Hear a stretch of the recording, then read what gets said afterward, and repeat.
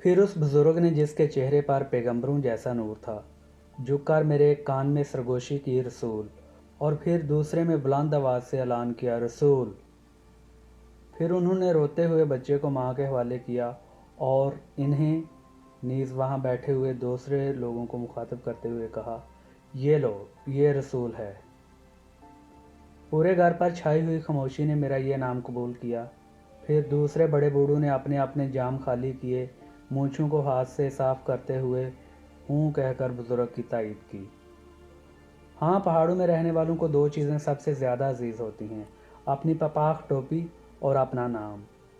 हो सकता है कि किसी सर के लिए पपाख बहुत भारी हो, नाम भी भारी हो सकता है। मुझे महसूस होता है कि सफ़ेद बालों वाले उस बुज़ुर्ग ने, जो बड़े पढ़े लिखे थे और देश देश की सैर कर चुके थे, मेरे नाम के साथ एक ख़ास मानी और एक ख़ास मकसद वाबस्ता कर दिया था। अरबी में रसूल के मानी होते हैं पैगंबर या एलची। सवाल ये है कि मैं किसका पैगंबर या एलची हूँ। बेल्जियम की बात है, मैं शायरों के एक इज्तिमा में शरीक था जो सारी दुनिया से यहाँ इकट्ठा हुए थे और मुख्तलिफ़ कौमों और मुल्क की नुमाइंदगी कर रहे थे। जितने लोग भी स्टेज पर आए थे, उन्होंने अपनी कौम, उसकी तहज़ीब, शायरी और उसके मुस्तकबिल की बात की। इनमें से कुछ लोग ऐसे भी थे जो वतन से नहीं, कहीं और से आए थे। मसलन हंगरी का एक शायर लंदन से आया था, एक एस्टोनियाई शायर पेरिस से आया था और एक पोलिस्तानी शायर सैन फ्रांसिस्को से। अब ये तो मुकद्दर का खेल था, ज़िंदगी की हवाओं का खेल था, जो इन लोगों को अपने साथ उड़ाकर मुख्तलिफ मुल्कों में, दूर दराज समंदरों और पहाड़ों के उस पार अपने वतन से हज़ार मील दूर पहुंचा गई थी। मुझे सबसे ज़्यादा ताज्जुब एक शायर की तकरीर सुनकर हुआ, जिसने बड़े तमतराक के साथ ऐलान किया, साहिबो, आप लोग मुख्तलिफ मुल्कों से आए हैं, आप मुख्तलिफ कौमों की नुमाइंदगी करते हैं। यहाँ अकेला आदमी मैं हूँ जो ना किसी मुल्क की नुमाइंदगी करता है और ना किसी ख़ास कौम की। मैं सारे मुल्कों और सारी कौमों का नुमाइंदा हूँ। मैं शायरी का नुमाइंदा हूँ। मैं शायरी हूँ। मैं वो सूरज हूँ जो अपनी रोशनी से पूरी दुनिया को फैज़ पहुँचाता है। वो बादल हूँ जो ख़ित्ता ज़मीन के गोशे गोशे पर बरसता है और ये नहीं सोचता कि इसकी कौम क्या है। मैं वो पेड़ हूँ जो दुनिया के हर गोशे में फल फूल सकता है। यह कहकर वो शायर स्टेज से उतर गया। बहुत सारे लोगों ने तालियां बजाईं। मैंने भी सोचा कि बात तो सही है, हम शायरों पर पूरी दुनिया की जिम्मेदारी है, लेकिन जिस शख्स को अपने वतन से प्यार ना हो, वो सारी दुनिया की नुमाइंदगी नहीं कर सकता। मेरे नज़दीक तो उस शख्स की मिसाल ऐसी ही है जो अपने वतन अज़ीज़ को छोड़कर किसी और जगह जा बसा हो, वहीं शादी कर ली हो और अपनी सास को माँ कहने लगा हो। मैं सासों का एहतराम करता हूँ, लेकिन माँ तो माँ होती है। अगर कोई आपसे पूछे कि आप कौन हैं, तो आप इसके सामने अपने कागजात पेश कर सकते हैं, उसे अपना पासपोर्ट दिखा सकते हैं, जिसमें आपसे मुतल्लिक़ सारी ज़रूरी इतलात मौजूद होती हैं। यही सवाल जब किसी कौम से किया जाए, तो वो अपनी इसनाद की सूरत में अपने साइंसदानों को, अपने अदीबों, अपने फ़नकारों और अपने मुदब्बरों को पेश करती है। हर इंसान को इब्तदाई शबाब से ही ये जान लेना चाहिए कि वो इस दुनिया में इसलिए आया है कि अपनी कौम की नुमाइंदगी करे, और उसे उस फरीज़े की अदायगी के लिए तैयार रहना चाहिए। इसलिए हर इंसान को एक नाम दिया जाता है, पपाख दी जाती है, खंजर दिया जाता है और पालने ही में उसे उसके वतन के गीत सुनाए जाते हैं। किस्मत मुझे जहाँ जहाँ भी ले गई है, मैंने अपने आप को उस सरजमीन, उन पहाड़ों और उस गांव का नुमाइंदा समझा है जहाँ मुझे पहली बार घोड़े पर काठी कसना सिखाया गया। मैं जहाँ भी रहा हूँ, अपने आप को अपने वतन दागिस्तान का खुसूसी नुमाइंदा समझा है।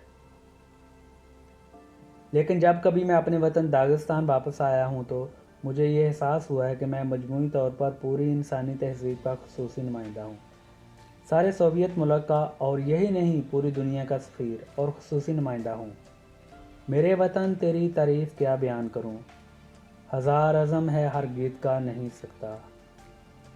मेरे वतन तेरी तारीफ़ क्या बयान करूँ, हज़ार अज़म है हर गीत गा नहीं सकता। ये मेरा दिल है कि सामान से भरे थैले, हज़ार चाहूँ लब उनके मिला नहीं सकता। मैं चाहता हूँ कि दुनिया पर एक नज़म लिखूँ, इसी ज़बान में जिसमें हज़ार गीत लिखे, मगर कुछ ऐसा है जैसे कि कोई। जब मैं सफ़र से लौटकर घर आता हूँ, तो मेरे गांव के लोग मुझे घेर लेते हैं। मेरे गांव की छत पर महफिल जमती है और मैं उनके तरह तरह के सवालों के जवाब देता हूँ। کیا تمہیں دوسرے ملکوں میں ہمارے دیس کا بھی کوئی آدمی ملا؟ اپنے سفر میں تم نے ہمارے جیسے پہاڑ بھی کہیں دیکھے؟ وطن سے دور کبھی تمہیں اپنا گھر بھی یاد آتا تھا؟ اپنے گاؤں کا بھی خیال آتا تھا؟ کیا بیرونی ملکوں میں رہنے والے ہمارے بارے میں بھی کچھ جانتے ہیں؟ کیا انہیں معلوم ہے کہ ہم بھی ان کی دنیا کا ایک حصہ ہیں؟ میں جواب دیتا ہوں، بات یہ ہے کہ جب ہم ہی اپنے بارے میں ٹھیک ٹھاک نہیں جانتے تو دوسرے کیسے جانیں گے؟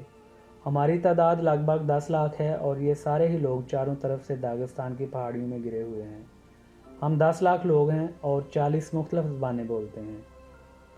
تو پھر تم ہمیں اپنے وجود سے واقف کراؤ اور دوسرے لوگوں کو جو دنیا کے مختلف حصوں میں رہتے ہیں ہمارے وجود کا احساس دلاؤ۔ صدیوں سے ہماری تاریخ تلواروں اور خنجروں سے لکھی جاتی رہی ہے، اب ان کرداروں کو ایسی زبان عطا کرو جسے سبھی لوگ سمجھ سکیں۔ تم جو صدا کے گاؤں میں پیدا ہوئے ہو، اگر تم یہ کام نہ انجام دو گے تو پھر کون انجام دے سکے گا؟ اپنے افکار کو چنے ہوئے گولوں کی صورت دے دو جن میں تمام گھوڑے ایک دوسرے کے برابر ہوں، کوئی کسی لحاظ سے دوسرے سے کم نہ ہو، پھر انہیں اپنے صفات کے پاکیزہ میدانوں میں چھوڑ دو۔ اپنے افکار کو سراسیمہ گھوڑوں اور ڈری سہمی بھینسوں کی طرح ان صفات سے گزرنے دو۔ اپنے خیالات چھپا کر نہ رکھو، اگر تم نے ایسا کیا تو بھول جاؤ گے کہ تم نے انہیں کہاں رکھا ہے۔ بالکل اس کنجوس کی طرح جو اپنا خزانہ کہیں دفن کر دیتا ہے، کچھ دن بعد بھول جاتا ہے کہ اس نے اپنا سرمایہ کہاں دفن کیا تھا، اور یوں محض لالچ میں اپنا سب کچھ گنوا بیٹھتا ہے۔ لیکن اپنے خیالات دوسروں کے حوالے بھی نہ کرو۔ بچوں کو کھلونے کے بجائے کھیل کے لیے کوئی قیمتی اور نازک اوزار نہیں دے دینا چاہیے۔ بچہ اسے کھو دے گا، توڑ دے گا یا اپنے ہاتھ زخمی کر لے گا۔ تمہارے گھوڑے کی عادتیں تم سے زیادہ بہتر کوئی اور نہیں جان سکتا۔ ہمارے چھوٹے سے گاؤں صدا سے ایک پختہ سڑک ضلع کے صدر مقام ہنزا کو جاتی ہے، لیکن ابا نے اس عام سڑک سے الگ اپنے لیے ایک پگڈنڈی تلاش کر لی تھی، اور جب انہیں ہنزا جانا ہوتا تو وہ اسی پگڈنڈی کا استعمال کرتے۔ انہوں نے یہ راستہ تلاش کیا تھا، اسے ہموار بنایا تھا اور صبح شام اسی سے گزرتے تھے۔ ابا کو اس راستے پر چلتے ہوئے دونوں طرف کی جھاڑیوں سے رنگا رنگ اور خوبصورت پھول چننے میں بڑا ملکہ حاصل تھا۔ ان خوبصورت پھولوں سے وہ اور بھی زیادہ خوبصورت گلدستے بنایا کرتے تھے۔ جاڑا آتا تو وہ اپنے راستے کے ارد گرد برف کے تودوں سے طرح طرح کی شکلیں بناتے، کہیں آدمی کا بت، کہیں گھوڑا اور کہیں گھوڑ سوار۔ صدا اور ہنزا دونوں ہی جگہ کے لوگوں کو ان کے یہ بت بڑے اچھے لگتے، چنانچہ لوگوں کا ہجوم انہیں دیکھنے کے لیے امڑ آتا۔ ابا کے بنائے ہوئے پھولوں کے گلدستے کب کے مرجھا چکے ہیں اور برف کی شبیہیں پگھل کر بہہ گئی ہیں، لیکن داغستان کے یہ پھول اور پہاڑوں کے خد و خال آج بھی ان کی شاعری میں زندہ ہیں۔ اپنے لڑکپن میں ایک بار جب ابا زندہ تھے، مجھے ہنزا جانا پڑا۔ میں نے سوچا کہ پکی سڑک چھوڑ کر ابا والی پگڈنڈی اختیار کروں۔ ابھی میں نے ادھر کا رخ ہی کیا تھا کہ ایک بزرگ مل گئے۔ انہوں نے مجھے روک دیا اور کہنے لگے، باپ کے بنائے راستے پر مت چلو، اپنی راہ خود نکالو۔ میں نے ان کی یہ ہدایت مان لی اور ایک نئے راستے کی تلاش شروع کر دی۔ میرے نغموں کا یہ راستہ طویل بھی رہا ہے اور دشوار گزار بھی، لیکن میں آج بھی اسی راستے پر چل رہا ہوں اور خود اپنے گلدستے کے لیے پھول جمع کرتا جا رہا ہوں۔ اور اسی راستے پر چلتے ہوئے زیر نظر کتاب لکھنے کا خیال میرے ذہن میں پیدا ہوا۔ اسی طرح کے خیال کا ذہن میں جنم لینا ایسا ہے جیسے حمل کا قرار پانا۔ تخلیق تو معینہ مدت پوری ہونے کے بعد ہی وجود میں آئے گی، لیکن اسی دوران تخلیق کو ذہن میں انہی ارتقائی مدارج سے گزرنا پڑے گا جن سے نطفہ ماں کے رحم میں گزرتا ہے، اور پھر زبردست محنت اور درد ذہ کی جان لیوا اذیت کے بعد بچہ جنم لیتا ہے۔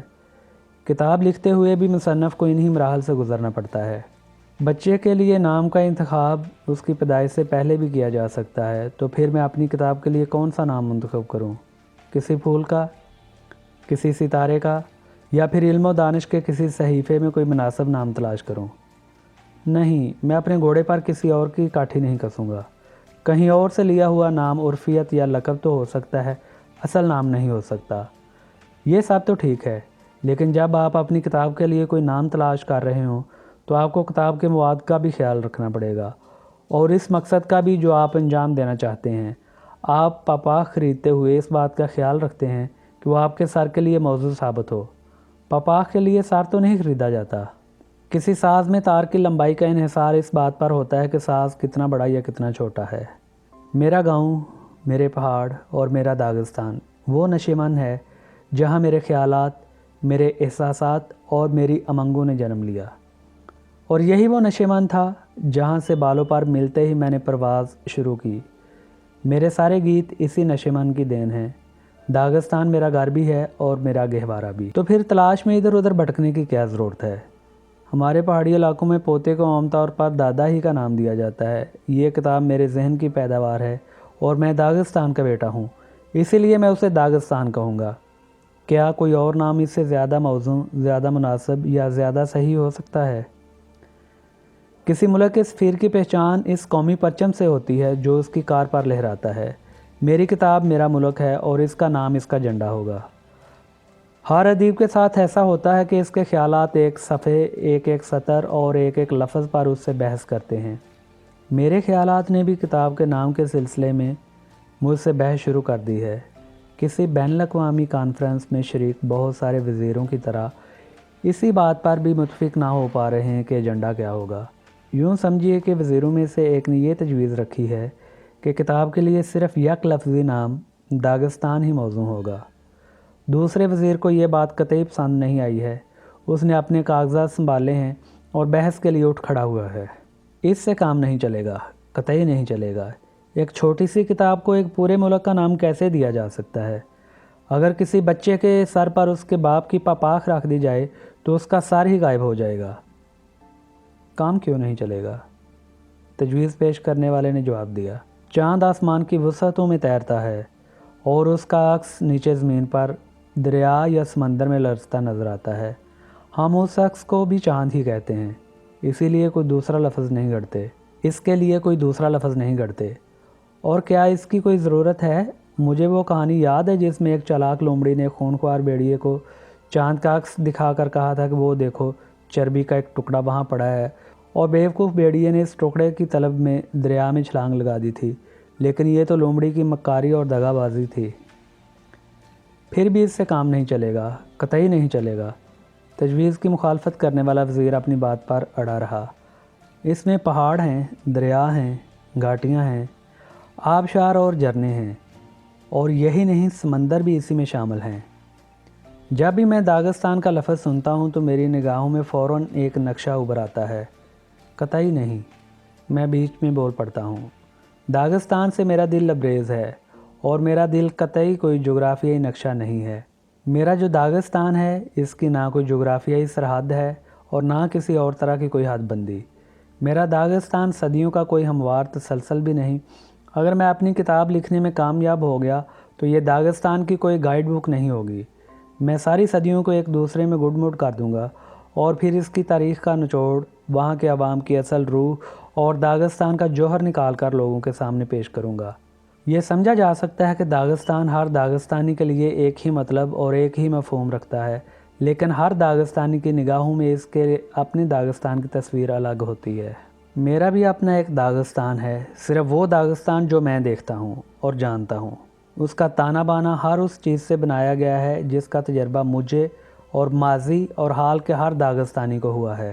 اس کے نغموں اور دریاؤں سے، اس کی کہاوتوں اور چٹانوں سے، عقابوں اور نالوں سے، راہوں اور حتیٰ کہ ان بعض گشتوں سے جو پہاڑوں میں گونجتی ہیں۔ کسلاودسک صحت گاہ کے ایک کمرے میں ہم دو آدمی مقیم ہیں، ایک میں ہوں اور دوسرا ازبک قوم کا آدمی۔ صبح کو جب سورج نکلتا ہے یا شام کا جب شفق کا رنگ بکھرتا ہے تو ہمارے کمرے کی کھڑکی سے کوہ البرز کی دو چوٹیاں نظر آتی ہیں۔ مجھے یوں لگتا ہے جیسے یہ دونوں چوٹیاں ان دو نڈر دوستوں کے مونڈے ہوئے رن میں زخمی سروں کی طرح ہیں جو شامیل کے مرید تھے۔ اچانک میرا ساتھی بول اٹھتا ہے، ان دونوں چوٹیوں کو دیکھ کر مجھے بخارا کے اس معمر بزرگ کا خیال آ جاتا ہے جس کے سر کے بال بالکل سفید ہو چکے تھے اور وہ دو تشتریوں میں پلاؤ لیے کسی طرف جا رہا تھا، لیکن اپنے سامنے پھیلی ہوئی وادی میں صبح کا سہانا منظر دیکھ کر اس قدر محو ہوا کہ اسی جگہ جم کر کھڑا ہو گیا۔ کلکتہ کی سیاحت کے دوران میں ربندر ناتھ ٹیگور کے گھر بھی گیا۔ وہاں مجھے ایک ایسے پرندے کی تصویر نظر آئی جس کا کبھی کوئی وجود ہی نہ رہا ہوگا۔ یہ تو ٹیگور کی روح میں پیدا ہوا اور اس کی دنیا وہیں تک محدود رہی۔ یہ ان کی قوت تخیل کا کرشمہ تھا، لیکن اگر انہوں نے دنیا میں سچ مچ کے پرندے نہ دیکھے ہوتے تو یقین مانیے وہ اس عجیب و غریب پرندے کی تخلیق سے بھی قاصر رہتے۔ میرے پاس بھی ایک ایسا ہی عجیب و غریب پرندہ ہے، یہ ہے میرا داغستان، اور اسی لیے زیادہ موزوں یہ ہوگا کہ میں اپنی کتاب کا نام رکھوں میرا داغستان۔ یہ اس لیے نہیں کہ داغستان میری ملکیت ہے، بلکہ اس لیے کہ میرے ذہن میں داغستان کا جو تصور ہے وہ دوسروں کے تصور سے مختلف ہے۔ تو اب بات طے ہو گئی، میری کتاب کے سرے ورق پر لکھا جائے گا میرا داغستان۔